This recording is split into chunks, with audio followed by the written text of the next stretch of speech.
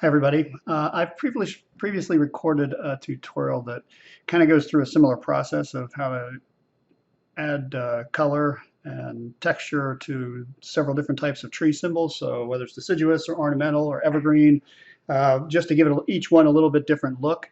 I'm doing another one, and I'll post both of these for the class in 151. But I'm doing another one with a couple different brushes and just different techniques to show you how to get the hang of it. So I'm going to run through on this one mainly the large deciduous trees, these ornamental trees, and the evergreens. Each one I'll use a distinctly different technique on just to show you how you can get a different look for different symbols. So the first one I'm going to work with is large deciduous trees. And if you remember from last time, we went through, if you were starting from a basic color scheme, which if I zoom out here, you can see I've got this finish, so it has this type of shading on it, and you see all the texture and everything else. But to start, you go through and you create a simple color scheme so that you can adjust the colors and make sure that you've got everything working together. So since we have this color scheme layer, we can start by going down to the deciduous trees. So that's the base layer. I'm going to select that one and make a new layer above it and just call that shading. And then I'll create another layer above that and call that highlight. And in some cases, I might label that texture. In this case, I'm not really going to add a different texture over top. You'll see that in the ornamental trees, how that works. Then, if you want to be consistent with how you're using your layers, you can select all those, choose new group from layers, call that deciduous trees. And we've got that organized. So you can kind of build the layer structure as you go using this method.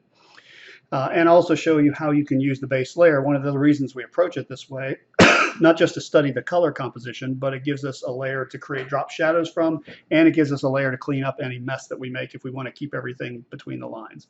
So I'm going to shift up to my shading layer next, and the first thing I'm going to do is I've got the brush tool selected, and I'm using the Watercolor Buildup brush. This one is a relatively new brush in Photoshop CC, and it has a really nice soft watercolor effect, which actually blends a little bit better than just a standard brush. The next thing I'm going to do is hold the Alt key down and click and pick up this color, because I want to make sure that my shading is simply a variation of this same hue. So if I go into the color picker, you can see I'm going to slide down, and I want to get something that has enough chroma in it, enough saturation. I don't want to get something super dark, because what we're going to do is build this up in layers. So I'm going to start there, see how it looks, and I can make that judgment. But usually something that's definitely a lower value, but still has enough chroma. And it's not giving me any gamut warnings. All right, let me zoom in a little bit. So to start this brush, I'm going to make sure my brush is on normal. And I'm setting my option up here. The opacity is 100, but I have pressure sensitivity turned on with the opacity, so that I can gently kind of brush this on. And what I'm trying to do is create shading on the lower side and a little lighter on the upper side to simulate the fact that the sunlight would be coming from the upper left, and it creates volume in the tree symbol. So I'm going to start very lightly, just kind of, I'm barely touching with the pen just to kind of put that on. And I actually kind of like to build up some of the grain in there. And then I'm going to keep moving back toward the outside and building that up a little bit more. Now once I get kind of in that range, I'm going to switch the brush mode to multiply. And the multiply mode actually really starts interacting with the paint under. It's not simply building up layers of opacity.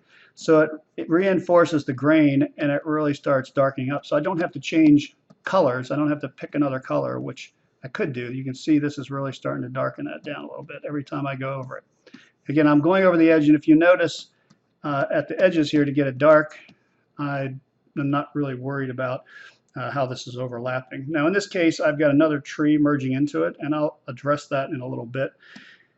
So maybe this wasn't the best example to start with, but I'm going to cut this out. So I've got this tree mostly done. Now you could go through this and do all these trees separately, but of course we can go through and copy and paste them and then just do some little variations on it as well. So sometimes I don't quite go maybe as far as I would with the tree. Okay, if we zoom out, you can see that shading is starting to look pretty nice. It's got a nice little texture to it and variation there. When I zoom in, you can see the grain a little bit more. So that's kind of the look. It's kind of creating this crescent-shaped shading pattern that would be typical of that kind of rounded tree form, that the shadow would kind of fade off as it comes around toward the sunlit edge. Now, obviously, I'm not very neat here. I wasn't doing a very good job with that. So the easiest way to clean that up is to simply go over here to my deciduous trees layer, hold the control key down, and click on that. And what that does is it takes the paint that's in that layer and makes a selection out of it. Then I'm going to go to the selection menu and inverse that. Still in my shading layer, hit backspace, and it just deletes everything out from around that. If I deselect that, now I've got a nice clean symbol. And again, when I put this on, I don't have to worry about being super careful. Now, the next technique with the ornamental trees, I'm going to use the stippling method with the wet, drippy water brush. And that one's okay if it goes outside. So you can have it either way. If you're a Mike Lynn aficionado and you want everything to be loose, then keep it loose and do it freehand. But if you want to clean things up easily, that's the way you do it. Now, if I want to reproduce this one, it's one of the reasons why I did do a larger one. If I click here and then hold the Alt button down, you can see I selected right from that center point. I'm going to come in a little bit through here, the space bar,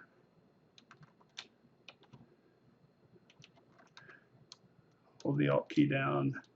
So I'm just repositioning that a little bit more, and really should have turned those snaps off, but that looks pretty good.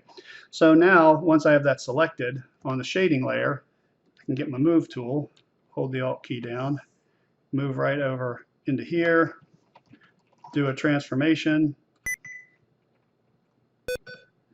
Sorry, that was the caps lock key accidentally. There we go, and you just shift this around. The trees aren't perfectly circular, but that's pretty good. Click OK, we've got that down, and then we could simply hit this again, move that to another one that's about the same size. That around, hold this one down, come over to here, Control T, and again, I don't really have to worry about holding the Shift key. I just have to line them all up with that. Get that one in there, and then I'll just deselect that for now. But obviously, you can keep going, and then just simply go back to your brush, and maybe I'll take this, leave that on multiply, and just create slight little variations on them.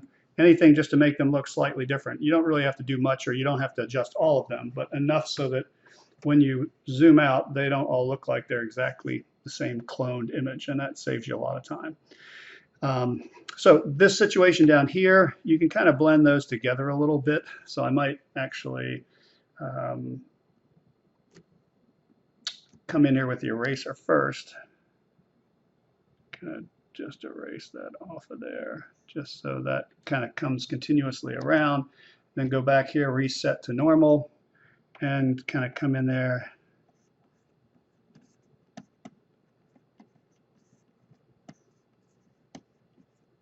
So these kind of situations where you have a certain amount of overlap, you probably want to come in and just do those custom, not kind of cut and paste, because then you don't get that custom overlay on it that way.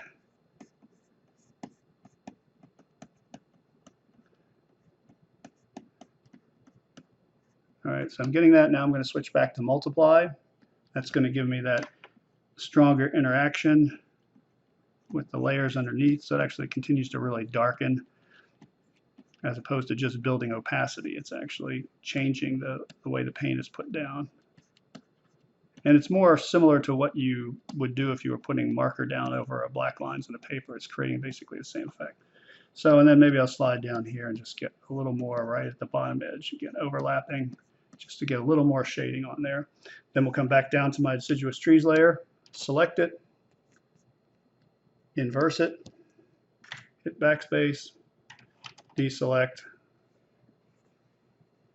and there you go. So you can kind of connect trees together that way if they're merging, just so we're not really going to, the taller tree kind of would be the dominant one, right? Because it would be above and coming down over and mixing with the one below. So that's kind of how I render it that way.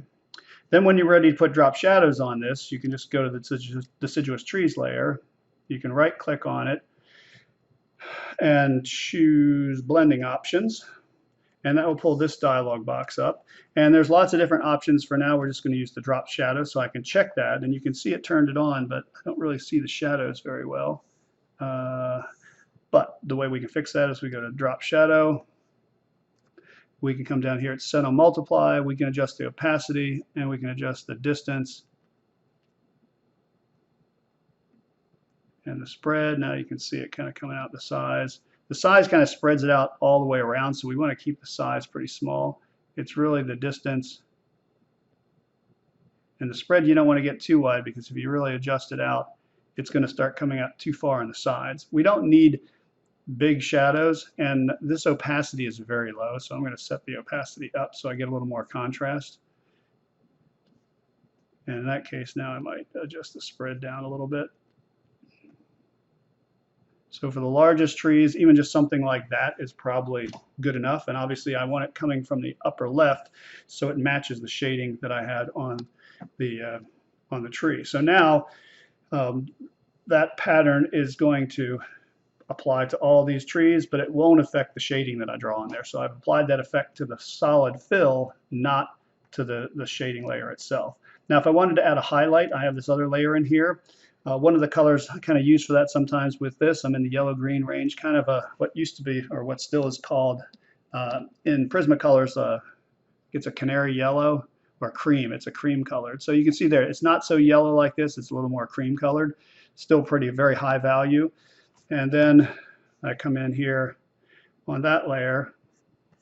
And again, because all these layers are set to normal, they're opaque. It's not blending with the paint below. I don't want this to blend with the paint below. In fact, I really want that set on normal, so I can come in here and it's actually going to cover that up. And I just want to add a little bit to kind of get that hot spot or that highlight on the tops of the trees.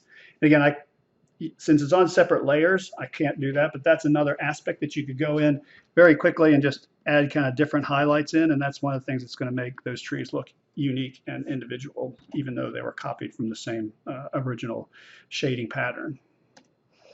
Okay, so that's the evergreen trees. Now let's take a look at the ornamental trees. So let me pick this one down here since it's by itself.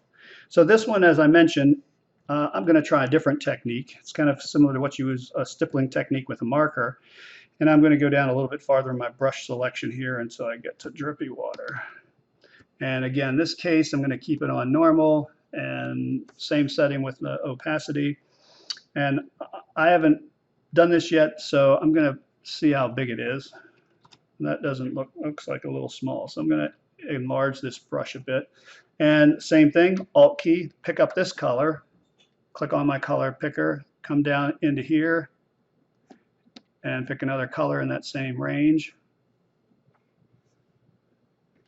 Now one of the things about this brush, if you just start painting with it, it's just going to fill in really quickly, and that's not what we want. So you have to kind of touch it, tap it, do really quick short strokes, because what I'm trying to do is create this texture all the way around, even on the sunlit side. And then once I've got the texture kind of distributed, then I'll come in and create the shading. And in this case, I don't really care if it goes outside that a little bit. That's all right. Just have to be aware of that if you're going to copy the symbol. So again, almost taps, not even hardly strokes, just tap a really short stroke to get that pattern. Now I could come up here and shift to multiply.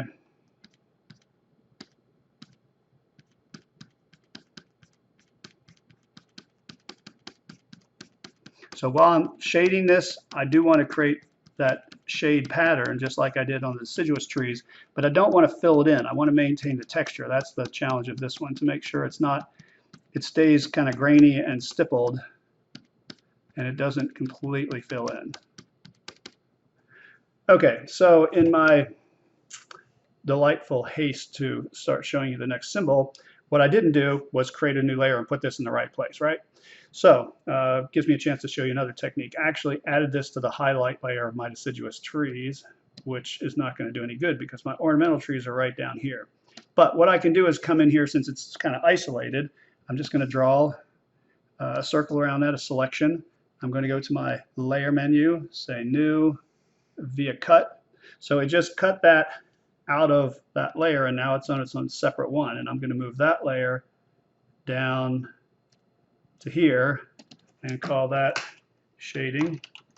And I'm not writing ornamental tree shading because once we put them in layer groups, it's already associated with the other layer. So I've got that there, and then I am going to create another layer and call that color.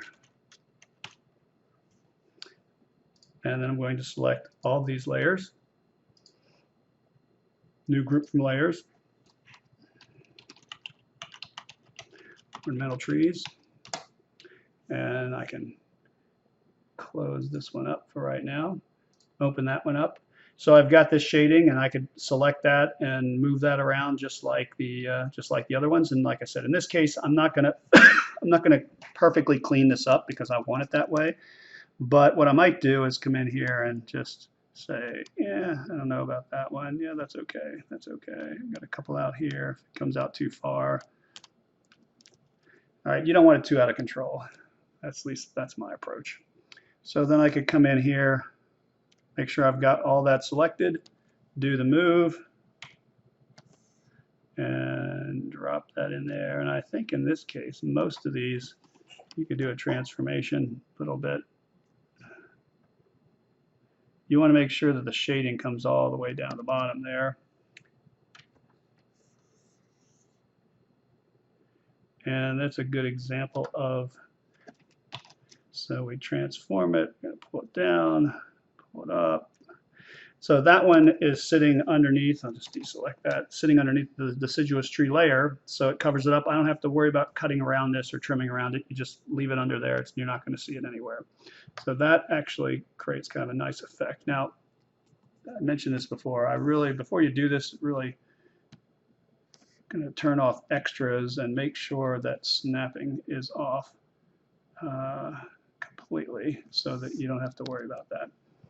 All right, and then the color layer here is just so if this was an ornamental tree that had particular flower or fruit characteristics, so maybe we come in here and get a bright red, something like that, and make sure I'm on that color layer. In this case, when I pick my brush, I want to put this on normal. Maybe I'll make the brush a little bit smaller. So this one in particular, you want to try and keep the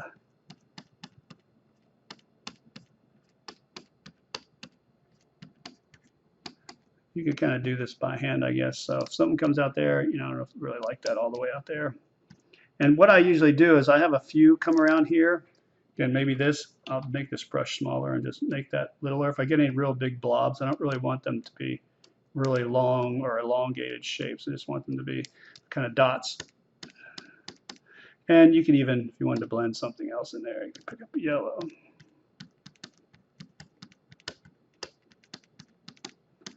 And I don't usually put it on the shaded side because, again, that's in the shade. The colors will be duller, more muted, and just as a way to emphasize the sunlit side, just like this little highlight over here on the deciduous trees, that creates a nice highlight on that side. And then on that layer, you could also take that and copy that along the other trees, just like we did with the original texture. So that's the base color there, the shading, which is all the stippling, and then that's the color. And the reason I separate the color out is if I decide at some point to make a color adjustment, let's say I'm going to turn that off for a second. I'll click down here and say, well, I don't really like that color. I'm going to go to Image, Adjustments, Hue, Saturation, and I just want to shift that.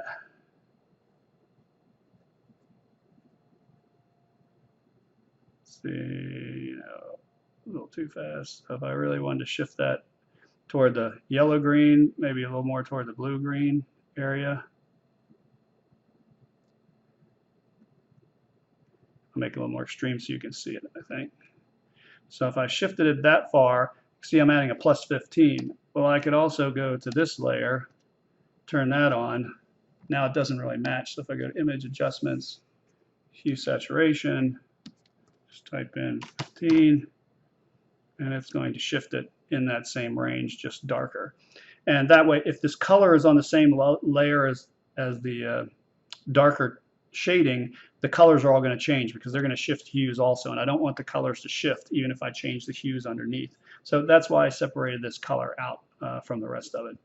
Now the next one is the evergreen trees, and they're slightly different. So I'm going to, again, make a new layer, call that shading.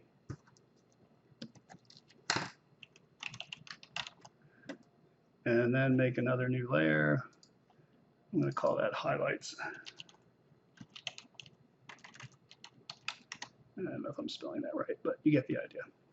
Okay, so I got my 3 layers. Again, new group from layers, evergreen trees.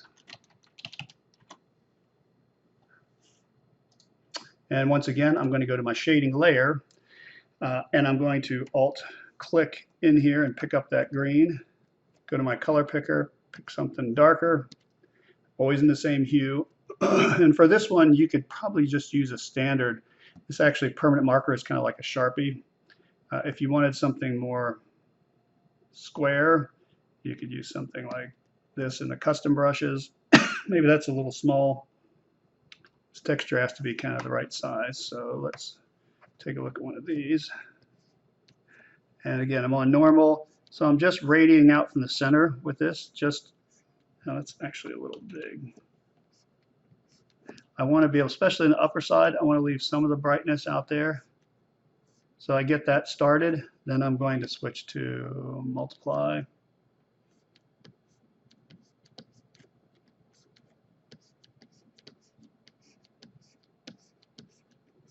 Always radiating out from the center. So if you have to, shift your hand position. And in this case, I may actually go with a darker tone just so it becomes, whoopsies, a little more visible. Okay, so we're just getting that shading, and then on the highlights, I'm going to go back to here and actually pick something that's a little brighter. And make sure this is back on normal so it covers up that. And I'm not filling in the whole side like that. I'm just adding a few highlights in there so that it really has that appearance of sunlit and shading. Right, so each one of those is slightly different. One's kind of a smooth shading, one's kind of a stipple shading, and the other one is just using a line pattern that kind of matches the tree symbol itself, which we don't always have to do. But since that has a line pattern under it, that works pretty well. And each of those are organized by having the base color layer that fills the entire shape. It has a shading layer that creates the darker tones, and then if it's highlights or color or any accents that you want, that's on a separate layer as well, just so we can adjust those separately. Okay, so that's basically the tree layers. The last thing I'm going to show you in this one, I don't want this to be too long, is let's go down to the pool paving, and I'll add a new layer on top of that and just call that texture.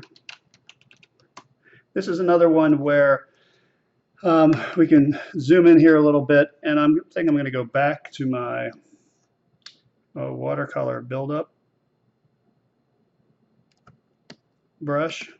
Come in here and Alt-click and pick that up, and then maybe come down here, slightly different color. Again, I'm on normal. I've got my opacity set, and I'm just going to come in here and just not completely color it, but just add some different texture to get some little variation. If you look at paving materials, they're never perfectly uniform. They always have some mix of colors just from the manufacturing process. And so I'm going to add that in there, and then also maybe come in and actually add some, there's kind of this lavender color around it. So even though I'm just going to blend some of that in there to repeat that just a little bit, pick up some blue like the pool.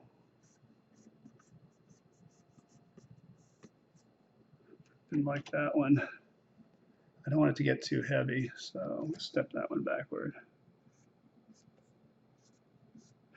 And then I'm going to pick maybe a darker brown color and switch to this kind of airbrush, low density grainy. And actually, it has a little more texture in it, kind of a stippling texture, which I'll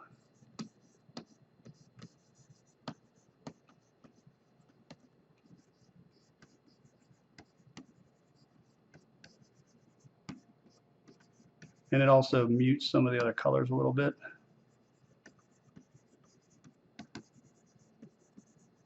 So now we went from having this kind of plain color to actually having something that has some grains and texture, a little blending of color in it, that it kind of picks up the other colors that are around it, and it gives a much nicer appearance of of kind of the grain and texture you would have in some type of concrete pavers without making it too aggressive. I'm still keeping it about the same color value that we wanted originally.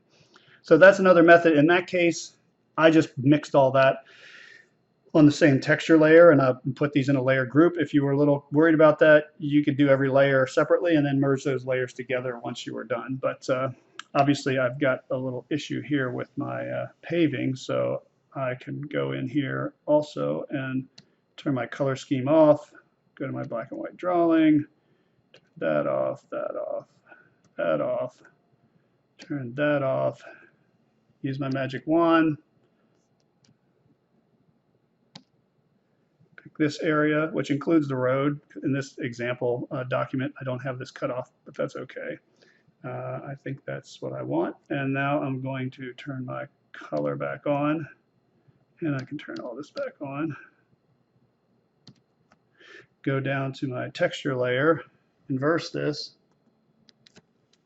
hit backspace, and it cleans it up out of the pool. It cleans it up all around here. Deselect that. So now I've got that all nice and neat. So again, another advantage of having those original black and white drawing layers, you can be really quick and messy when you fill these things in. Otherwise, you'd have to zoom in and be very careful around the edges and make sure that you didn't overlap it. But this is one coloring book. You don't really have to stay inside the lines.